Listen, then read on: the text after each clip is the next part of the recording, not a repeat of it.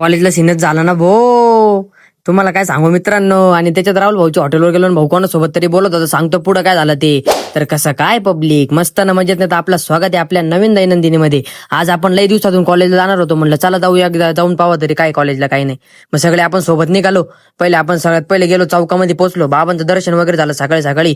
म्हणलं बाबा काहीतरी बुद्धी दे आमच्या दोघांचे सगळ्यांचे डोकं भरमिस्ट सीनच झालं ना. मग म्हणलं अरे काय झालं रे. म्हणलं अरे म्हणे आपल्याला प्रोजेक्ट द्यायला म्हणे कम्प्लीट करायला. म्हणलं कशाचा.